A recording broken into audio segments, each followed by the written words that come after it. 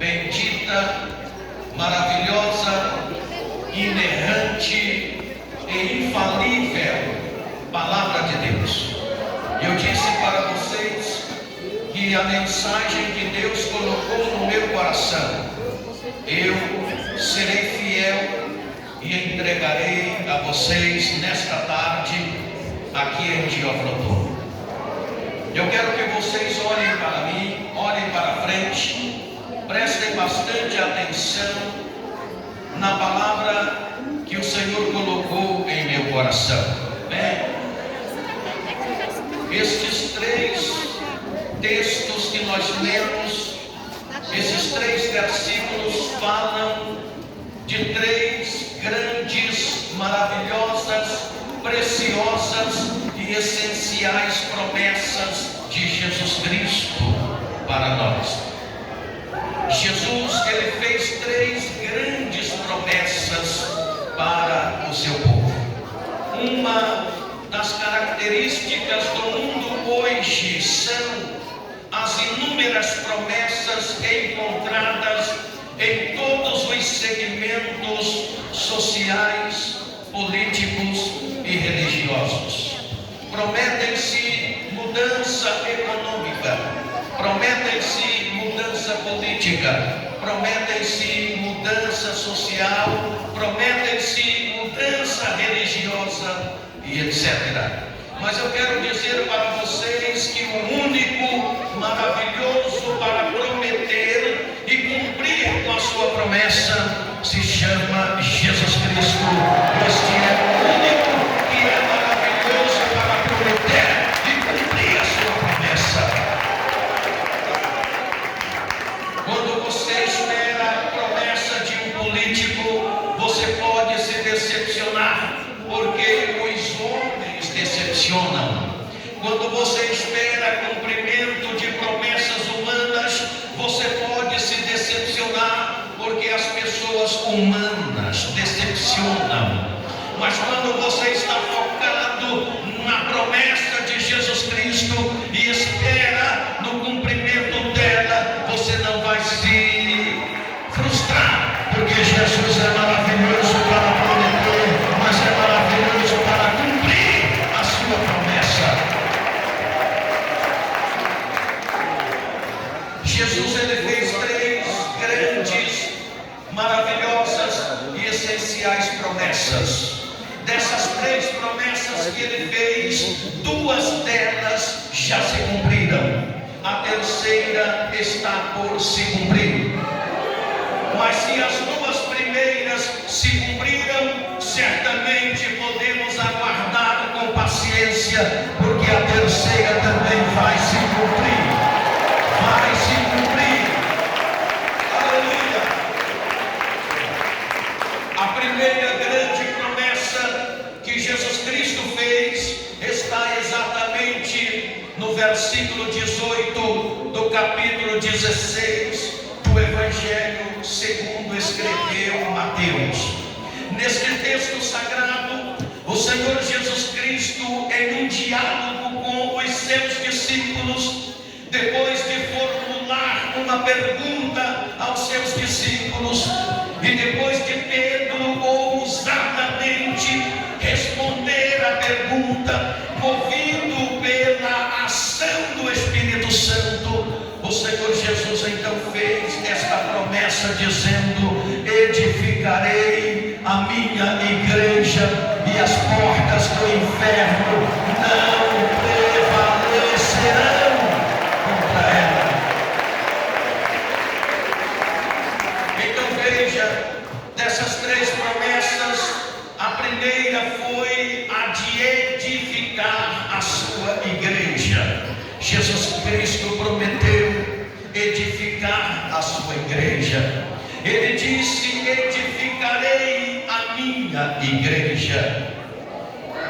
Meus irmãos, esta promessa da edificação da igreja foi feita diante do mundo, foi feita diante do diabo e foi feita diante de todo o sistema que luta contra o povo de Deus.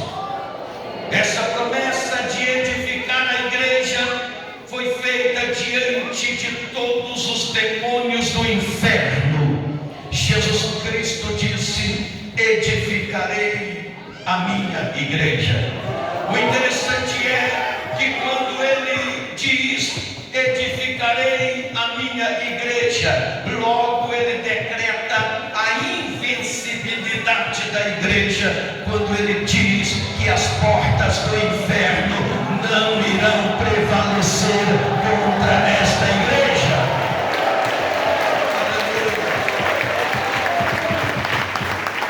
Ouça, Buda, você já ouviu falar de Buda, aquele grande líder espiritual?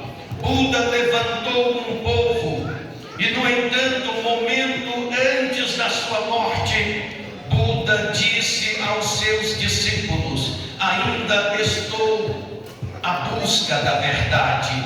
E dele, Buda, resta apenas um dente depositado num templo budista lá numa cidade na Índia.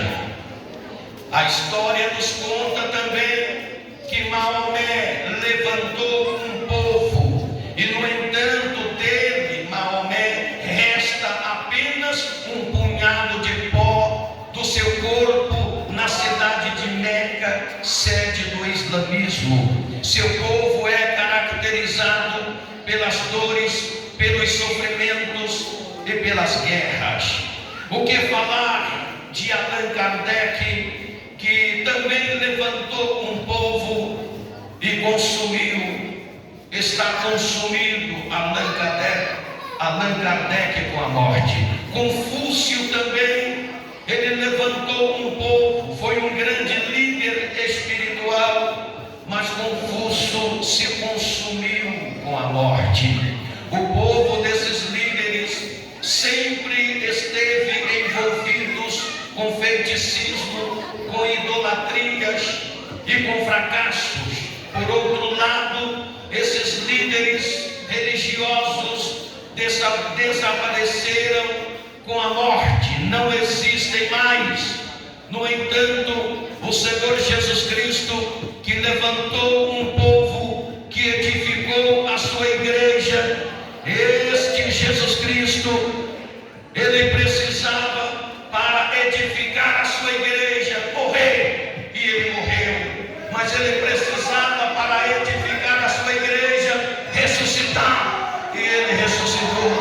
Ele precisava, para edificar a sua igreja, subir aos céus, e ele subiu e está à direita de Deus.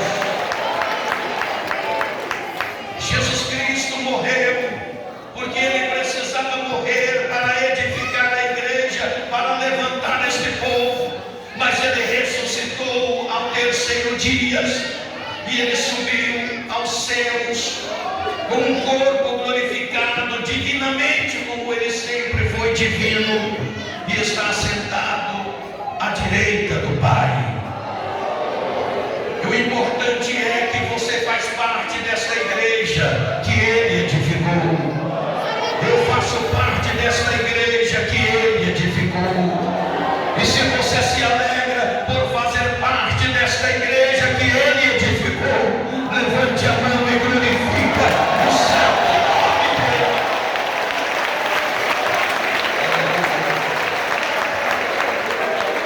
Por que Jesus, naquela época, uma época de tantas religiões, uma época em que existia tantas igrejas, por que Jesus disse: edificarei a minha igreja? Certamente porque as igrejas que existiam no tempo de Jesus não eram dele, e ele queria edificar a sua igreja. Naquela época, como eu disse, existiam várias igrejas. Dentre elas existia a igreja de Moisés. Dentre elas existia a igreja dos fariseus, e existia também a igreja dos saduceus. Mas a igreja de Moisés não servia para Jesus. Jesus queria edificar a sua igreja. E por que a igreja de Moisés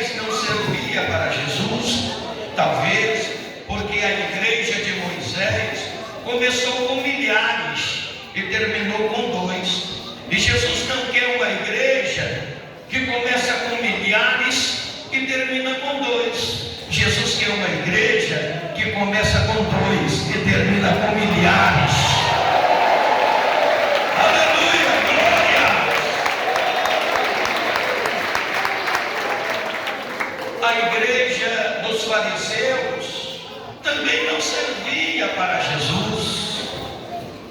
Jesus resolve curar. Jesus resolve expulsar demônios. Jesus resolve tocar em leprosos e purificar leprosos.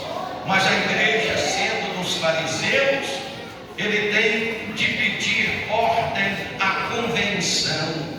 Ele teria que fazer um pedido ao doutor Gamaliel. O doutor Gamaliel certamente ia dizer: olha, esse negócio de curar doentes, esse negócio de expulsar demônios, esse negócio é polêmico, esse negócio não é certo na nossa igreja. Eu vou levar o caso para a convenção decidir. Se a convenção decidir que pode curar e expulsar demônios, você está autorizado. Então essa igreja não serve para Jesus. Jesus não quer uma igreja que ele precisa pedir autorização ao doutor Gamaliel e tem que levar na convenção geral para ver o que ele pode e deve fazer nesta igreja. Jesus quer uma igreja que ele pode curar a qualquer hora. Ele cura de manhã, ele cura à tarde, ele cura à noite, ele cura de madrugada. A igreja dele, ele cura.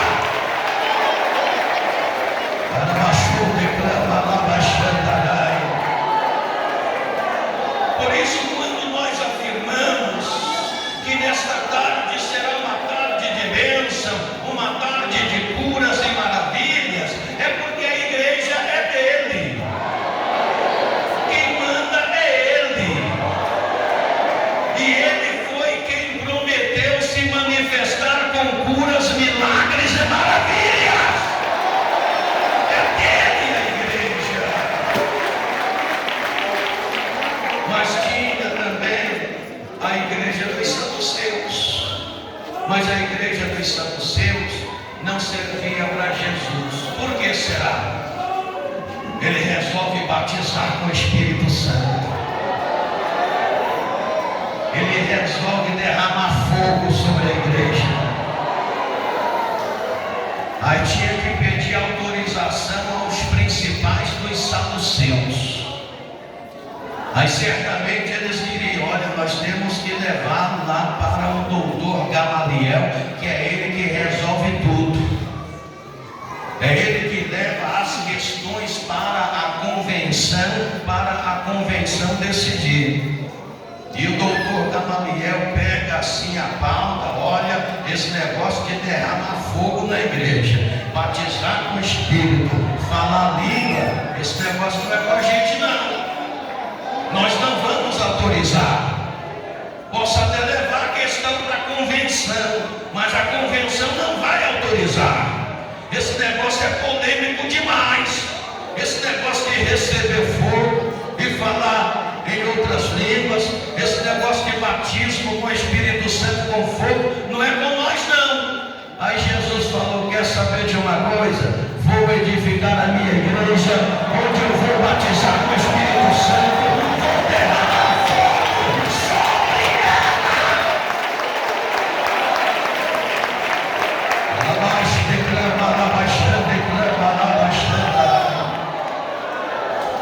Então a igreja é dele. A igreja é dele. Se a igreja é dele, ele não tem que pedir autorização ao doutor Gamaliel nenhum. Se a igreja é dele, ele não precisa levar para convenção nenhuma. Os fariseus não têm nada a ver com essa igreja. Os saduceus não têm nada a ver com essa igreja. Doutor Gamaliel não tem nada a ver com essa igreja. Ele disse: edificarei a minha igreja e as portas do inferno não prevalecerão. Oh, aleluia. Quem faz parte desta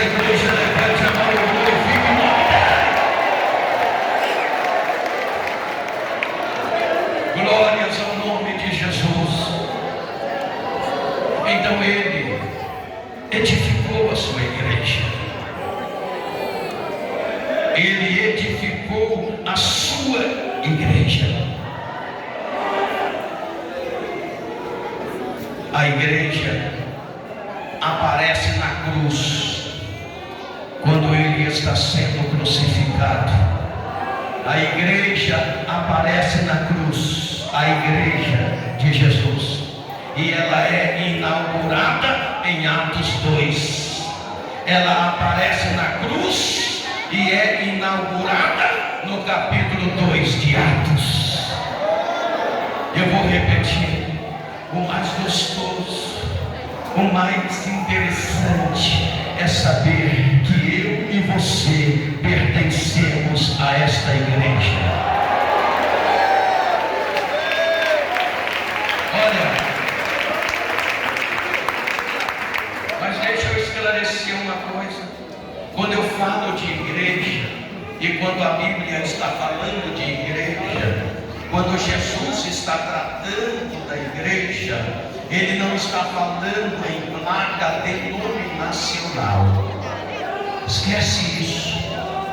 Ele não está falando em placa denominacional. Quando ele diz edificarei a minha igreja, ele não está falando da igreja pentecostal Deus e Amor. Ele não está falando da igreja Assembleia de Deus. Ele não está se referindo à igreja batista, metodista, wesleyana, e seja qual for outra que for. Ele está falando de um povo. Ele está falando de um povo. Esse povo está dentro da igreja Deus e Amor, está dentro da Assembleia de Deus, está dentro da Batista, está dentro da Metodista, está dentro de todas as igrejas que pregam a sua palavra com responsabilidade.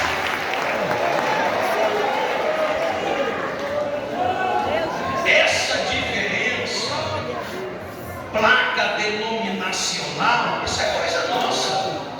Isso é coisa nossa, isso é coisa humana, isso é coisa nossa. A igreja de Jesus é uma. Ela é uma igreja, ela é única. Você está entendendo? Se você é da igreja pentecostal Deus e Amor, e você anda com Deus, e vive com Deus, e vive a prática do Evangelho, você pertence a esta igreja. Se você é da igreja Assembleia de Deus, ou de qualquer outra igreja, vive o Evangelho, ama a Deus, pratica a palavra, você pertence a esta igreja que ele edificou.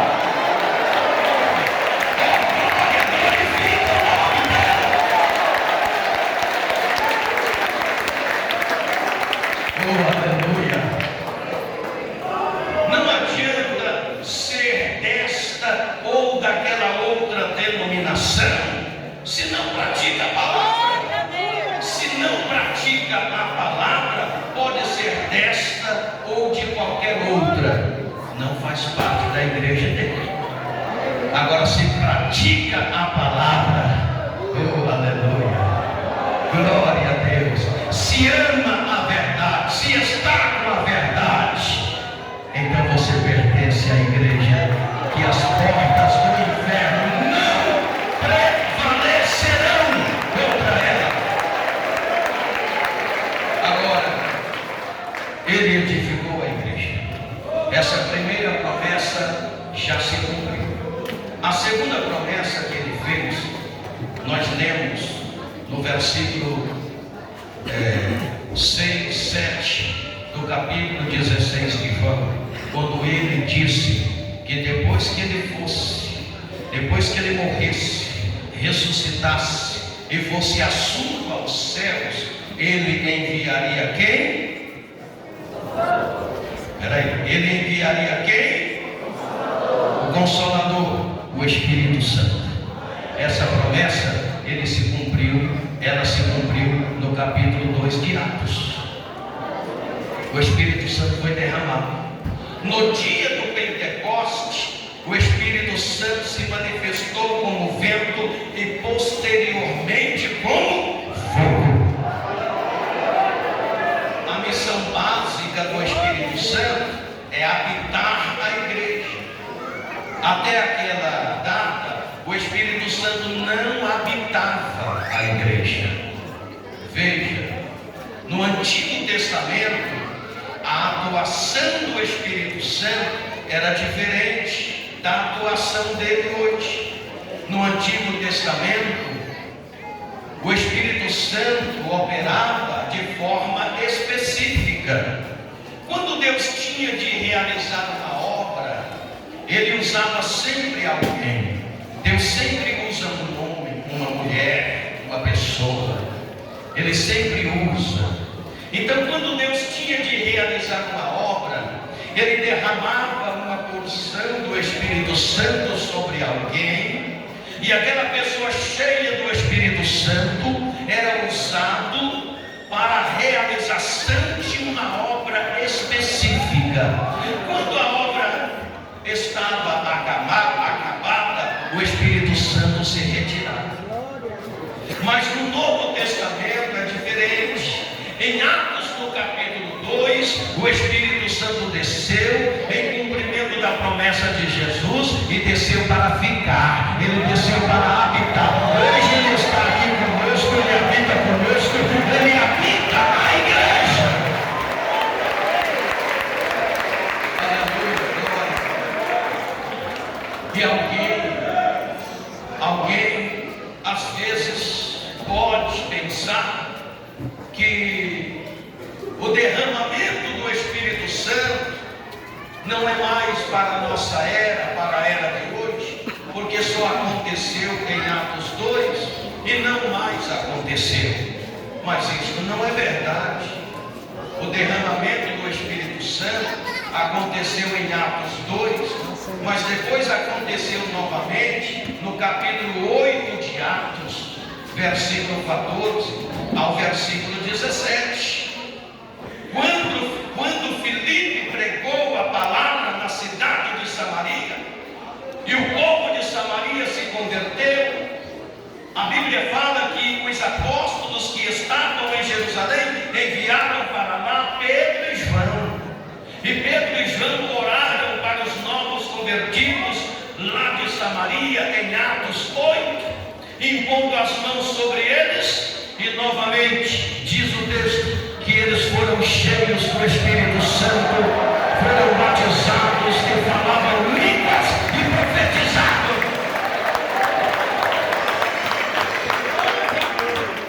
Mas não aconteceu somente em Atos 2 e em Atos 8.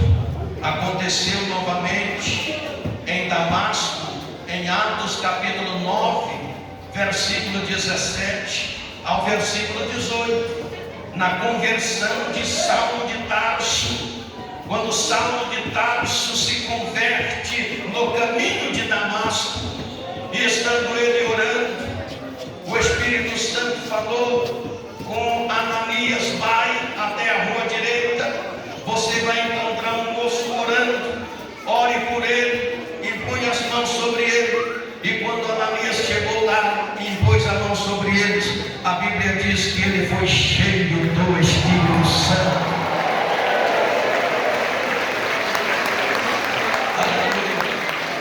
Mas aconteceu novamente no capítulo 19 de Atos, do versículo 1, 2 até o versículo 6, quando Paulo, em uma de suas viagens missionárias, ele chega em Éfeso e ele encontra ali alguns discípulos e ele pergunta: recebestes vós já o Espírito Santo? E aqueles crentes responderam: do que é que você está falando? Nós nem ouvimos dizer que haja Espírito Santo. Paulo então impôs as mãos sobre eles, orou por eles, e a Bíblia diz que eles foram cheios do Espírito Santo, falaram línguas e profetizaram. Aleluia! Você está entendendo o que Deus está fazendo aqui esta tarde? Mas aconteceu novamente no capítulo 10 de Atos dos Apóstolos, no versículo 44, na casa de Cornélio, na casa de um gentil, quando Pedro teve naquela visão, o anjo apareceu para ele e disse: vai até o endereço que eu vou te passar. E passou o endereço da casa de Cornélio, um gentio que estava em oração, buscando a salvação. Mas ele não podia receber a salvação sem ouvir a exposição do Evangelho, porque somente Cristo salva.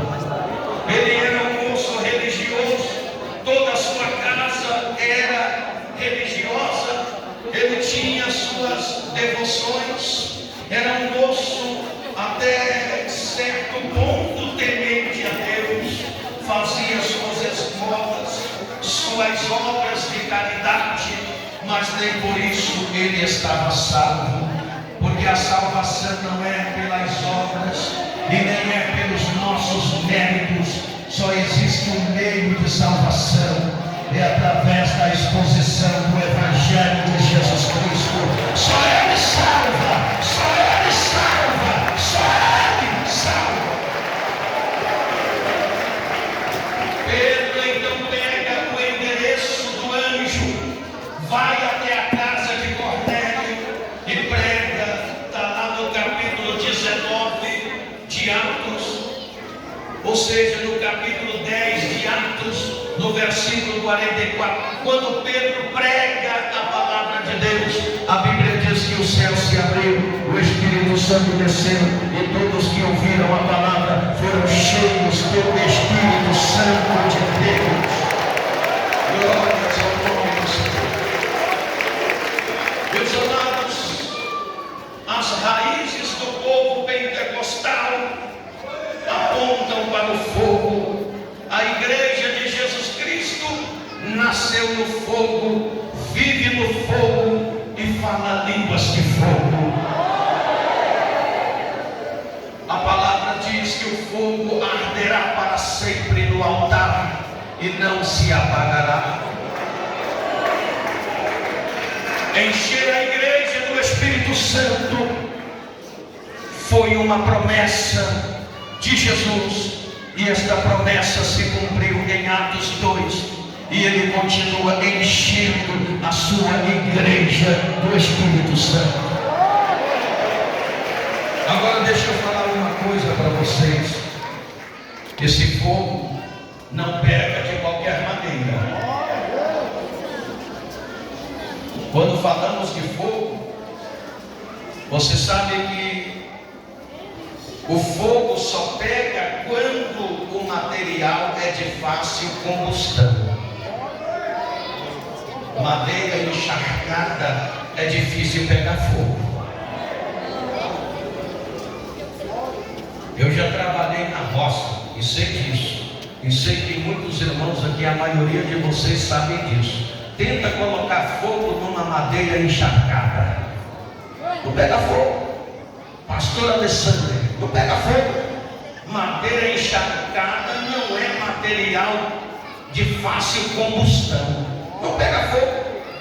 Então hoje em dia tem muitos cristãos que não pega fogo de jeito nenhum, aí fica negando o batismo no Espírito Santo, não pega fogo de jeito nenhum, aí fica negando a terceira pessoa da Santíssima Trindade, que é o Espírito Santo. Tem crente que não pega fogo mesmo, é madeira encharcada. O material não é de fácil combustão. Como é que é isso, pastor? Madeira encharcada. Madeira encharcada pelo pecado não pega fogo. Madeira encharcada pela mentira não pega fogo. Madeira encharcada pela hipocrisia não pega fogo. Madeira encharcada pela prostituição não pega fogo. Madeira encharcada pelo adultério não pega fogo. A madeira para pegar fogo tem que ser material de fácil combustão, tem que estar aberto ao fogo. Receba hoje, agora, o fogo do Espírito Santo.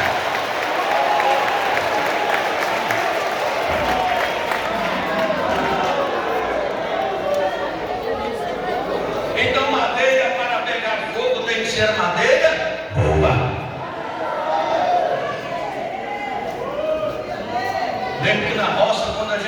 acender uma fogueira, a gente ia no mato e pegava gravetos. Gravetos, aqueles gravetinhos. Só que um graveto só não faz um bom fogo. Você tem que juntar os gravetos. Você tem que juntar os gravetos. As madeiras que se acham madeira boa, não procura aí, encharcada. Não pega fogo de jeito nenhum. Tem muita teologia. Sabem demais. Acham que sabem tudo. Tem boa oratória. Ninguém ganha deles na oratória. Ninguém ganha deles na teologia disfarçada deles. São filosóficos. São catedráticos. O resto para eles são gravetos. Mas são esses gravetos,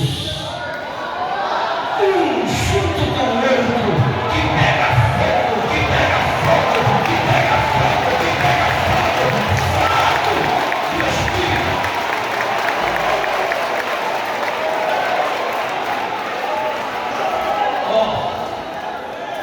Quanto mais juntam os gravetos, maior é o fogo.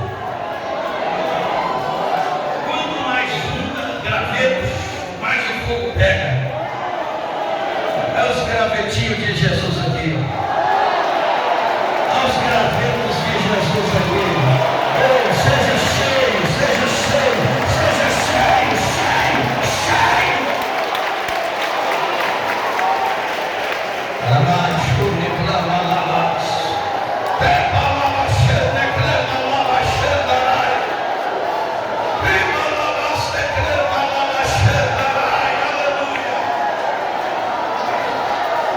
Glórias ao nome de Jesus.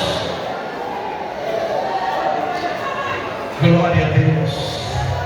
Tem madeira boa aqui.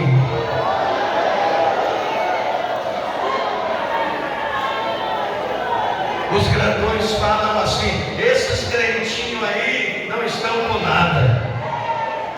São gravetos, só gravetos. Jesus gosta dos gravetos, porque ele junta os gravetos e o fogo é forte na cabeça do diabo. Aleluia! Fica aberto para o Espírito Santo. Fica aberto para o Espírito Santo. Fica aberto para o Espírito Santo. Quando eu começo a falar do Espírito Santo, eu me empolgo. Eu não posso me empolgar muito aqui, que eu falei para o pastor Alessandro, eu vim aqui pela fé, porque eu estou com uma inflamação aqui no nervo ciático. Eu estava sentado ali, tive que ficar em pé um pouquinho.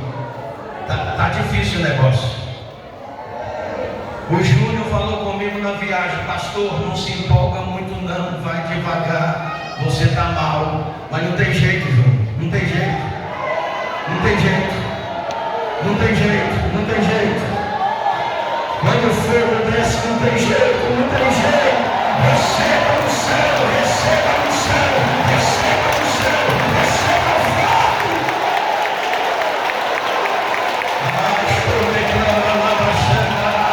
Aleluia. Glórias ao nome de Jesus. Tem gente aqui sendo cheio do Espírito Santo. Tem crente aqui que nunca falou língua estranha.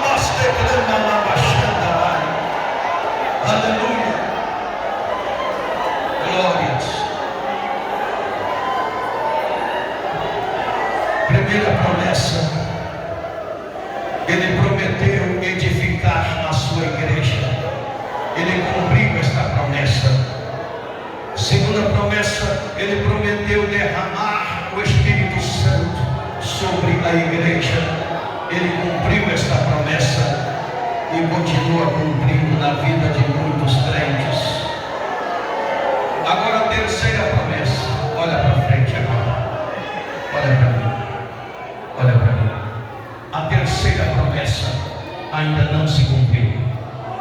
E tem gente falando que não vai se cumprir. Mas eu afirmo para vocês que vai se cumprir. E você sabe que vai se cumprir. Quem sabe que a terceira promessa vai se cumprir? A terceira promessa, Ele prometeu vir buscar a igreja. Mas essa igreja que Ele prometeu vir buscar, arrebatar, é a igreja que Ele edificou e encheu do Espírito Santo. Esse dia está por chegar. Querendo você ou não, Ele vai voltar para arrebatar a igreja. Querendo os demônios ou não, Ele vai voltar para arrebatar a igreja. Querendo muitos crentes que negam esta realidade, querendo eles ou não, Jesus vai voltar para arrebatar a sua igreja. E quem está esperando? Olha para mim aqui.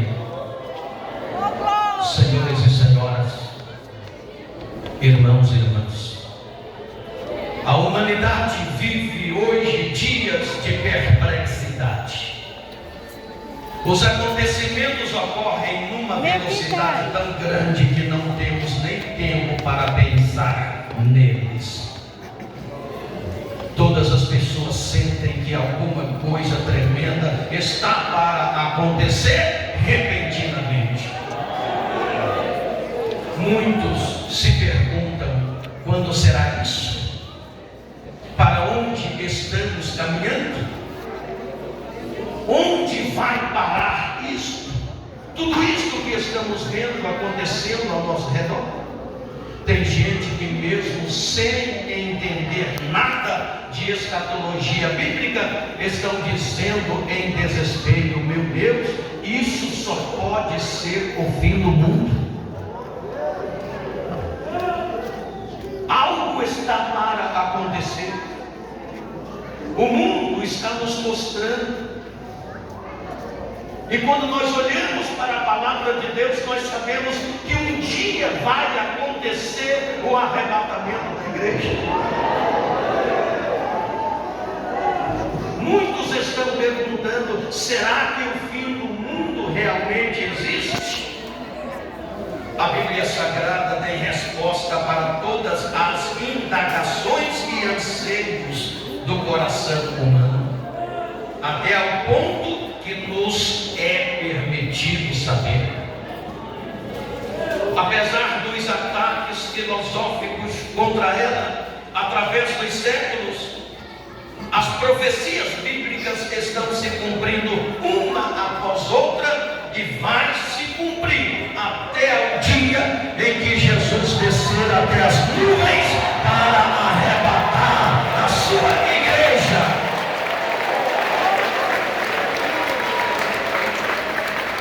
Senhoras e senhores, irmãos e irmãs, todos os dias chegam até nós, através da imprensa falada e escrita, notícias de grandes catástrofes que acontecem no mundo inteiro. Dentro da casa de Deus. Essas catástrofes, esses distúrbios sísmicos representam a boca de Deus falando com a humanidade que algo inusitado está por acontecer.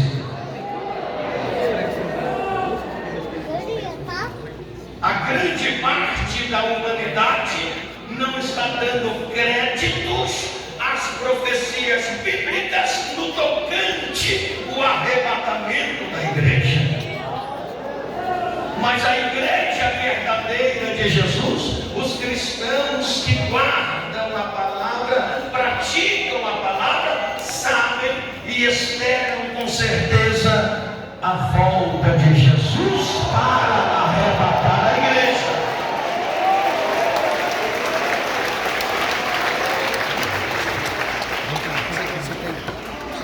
Foi ele quem disse: eis eis que venho sem demora.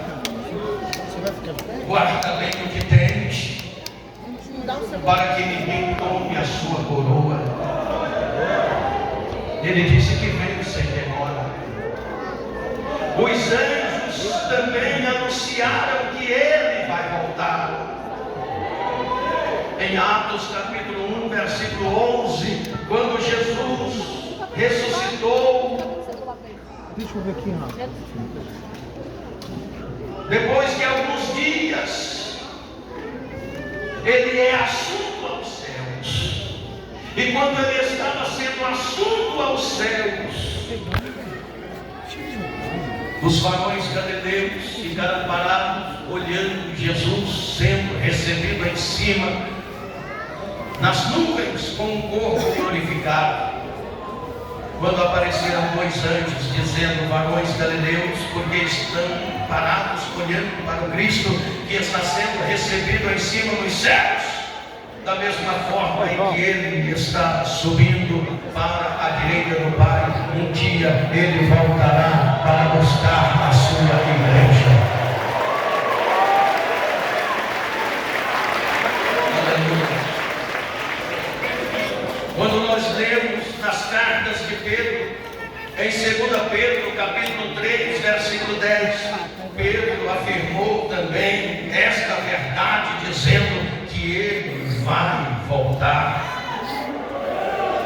Quando nós lemos nas cartas de Paulo, em 1ª e 2ª Tessalonicenses, nós encontramos Paulo também afirmando esta verdade, dizendo que ele vai voltar. Além de Apocalipse capítulo 3, versículo 11, quando ele mesmo afirmou que vem sem demora, outra vez está escrito em Apocalipse capítulo 22, versículo 7 ao versículo 2, ali afirma também que ele vai voltar. Os sinais anunciam que ele vai voltar.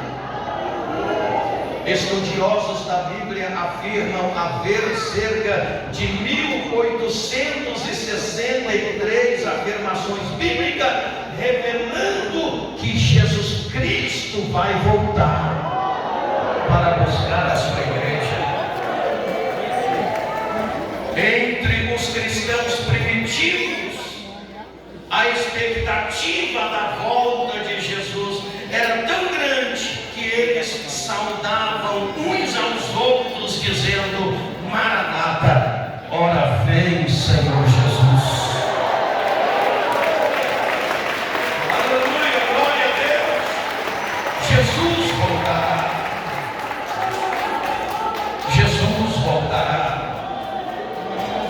Ele cumpriu a primeira promessa, edificou a igreja, cumpriu a segunda promessa, derramou o Espírito Santo sobre a igreja. Ele certamente vai cumprir a terceira promessa. Está por se cumprir, mas ela vai se cumprir. Ele disse: eis que venho sem demora. E ele disse: guarda bem o que tens, para que ninguém tome a sua coroa. Olha aqui, senhores e senhoras, irmãos e irmãs, guarda bem o que tens, para que ninguém roube a tua coroa. Olha que tem crente não guardando e estão perdendo tudo que recebeu de Deus. Tem crente não guardando e o diabo está roubando a sua salvação. Jesus disse: guarda bem o que tens. Nesses últimos tempos, tudo que o diabo puder fazer para desviar os cristãos da verdade, ele vai fazer. Ele vai usar tudo aquilo que ele pode usar para fazer você esfriar na fé e para fazer o povo desacreditar na Bíblia Sagrada, para não se converter a Cristo Jesus. Mas você que se converteu, guarda bem o que tens, para que ninguém tome a sua coroa. Guardar o quê, pastor? Olha aqui. Guardar o quê? Guardar a fé. Assim como Paulo guardou a fé. Em 2 Timóteo capítulo 4, versículo 7, Paulo recebeu a revelação divina da sua partida para a glória. E ele disse: já estou sendo oferecido por aspersão de sacrifício, e sei que o tempo da minha partida está próximo. Mas ele teve o privilégio de dizer: combati o bom combate, acabei a carreira e guardei a fé. Desde agora a coroa de justiça me está reservada, a qual o Senhor me dará naquele dia, e não somente a mim, mas a todos quanto amarem a sua vida. Você ama a vida de Jesus? Dá um sinal. Então guarda a fé, guarda o amor, guarda a esperança, guarda a sã doutrina, conforme diz o escritor aos Hebreus, no capítulo 2, versículo 1. O que disse o escritor aos Hebreus? No capítulo 2, versículo 1. Convém atentar com mais diligência, isto é, cuidado ativo, para as coisas que temos ouvido, para que em tempo algum nos desviemos delas. Porque a palavra falada pelos anjos permaneceu firme, e toda transgressão e desobediência recebeu a justa retribuição. E aí ele conclui: como escaparemos nós, se não atentarmos para uma tão grande salvação? Ninguém escapará. Tem gente fazendo tudo o que Deus proibiu e acha que vai escapar. Não vai escapar. Não vai escapar. No dia da prestação de conta, não vai escapar. Guarda bem o que tem. Guarda a fé, guarda a sã doutrina, guarda a pureza da palavra no seu coração, conforme diz o escritor dos Salmos 119, versículo 11: guardei a tua palavra em meu coração, para não pecar contra ti. Guarda bem o que tens, para que ninguém tome a sua coroa. Olha aqui, conserva no seu coração a mensagem pura do Evangelho de Jesus Cristo, as boas novas que falam da encarnação do Verbo, que fala da morte de Jesus Cristo, que fala da sua ressurreição, da sua ascensão e exaltação na glória. Conserva a viva esperança. A igreja não pode perder o que Deus lhe deu. O mundo perde os seus valores, mas assim não é com a igreja. A igreja não pode perder os seus valores. A igreja hoje, ela é militante nesta terra por Jesus. Amanhã ela será triunfante na glória com Jesus. Aleluia!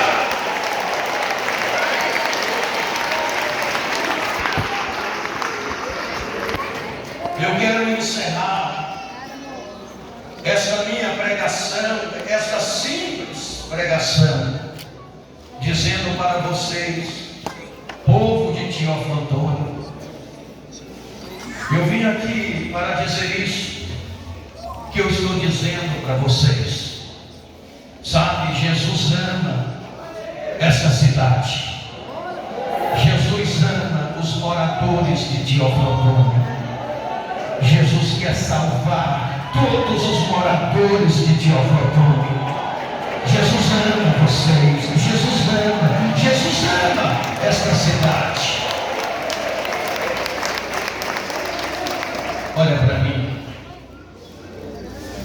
Os budistas conseguem viver sem Buda. Os islamitas conseguem viver sem Maomé. Os kardecistas conseguem viver sem Allan Kardec. Os confucionistas conseguem viver sem Confúcio. Os mormons conseguem viver sem Joseph Smith. Os adventistas conseguem viver sem Guilherme Miller. Os seitinoídas conseguem viver sem Masaharu Taniguchi, fundador da seita Seitinoe em 1930 no Japão. Todos esses povos conseguem viver sem seus respectivos líderes espirituais. No entanto, a Igreja de Cristo jamais conseguirá viver sem Jesus.